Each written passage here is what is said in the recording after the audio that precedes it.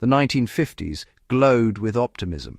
New cars, suburban homes, and the promise of a bright future. But beneath this surface, a deep anxiety grew. The Cold War. The Soviet Union had the bomb. America had the bomb. Schoolchildren practiced duck-and-cover drills, sirens wailed, and the threat of nuclear war haunted daily life. This era was defined by a strange duality: prosperity above, fear below. The government knew a nuclear exchange would shatter civilization.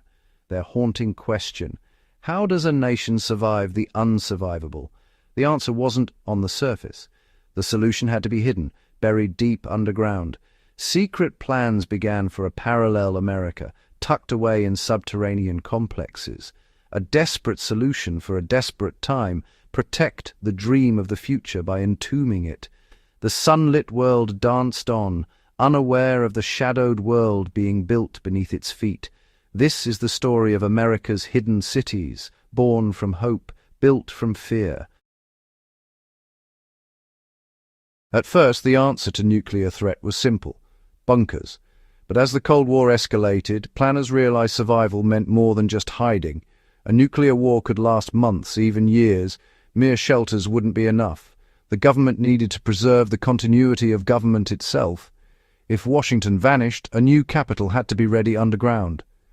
The goal: national survival, not just individual. Planners envisioned a world where the surface was gone. Roads, power, farms all erased. Simple bunkers would become tombs. What was needed was a self-sufficient arc power, water, food, and a population to rebuild. Thus, the underground city was born, a microcosm of America, sealed off from the poisoned world above.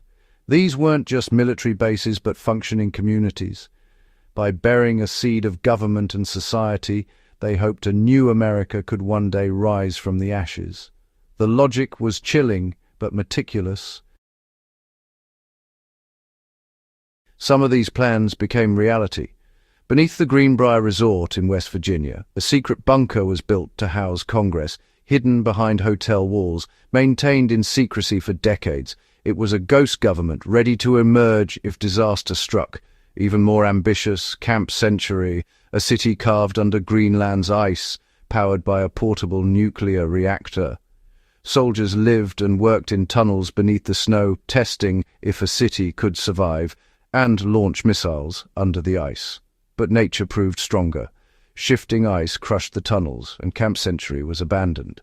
These projects were bold, but the world above was never far away.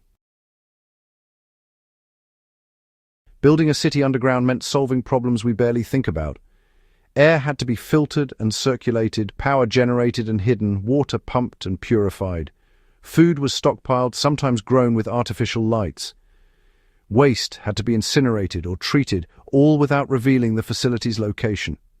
Every system, ventilation, power, water, food, waste, had to be re-engineered for a sealed, hostile world. Even the smallest failure could be fatal. These bunkers were marvels of engineering, but also monuments to fear. Survival underground was a technical feat, but it came at a cost. The greatest challenge wasn't just physical, it was psychological. Months or years underground, without sun or sky, would strain even the strongest minds. Murals, artificial lights, and recreation rooms tried to mimic normal life, but the pressure was immense. Social breakdown, anxiety, and despair were real threats. Planners screened for resilience, but no test could predict the toll of isolation. True survival isn't just about safety, it's about hope, purpose, and connection.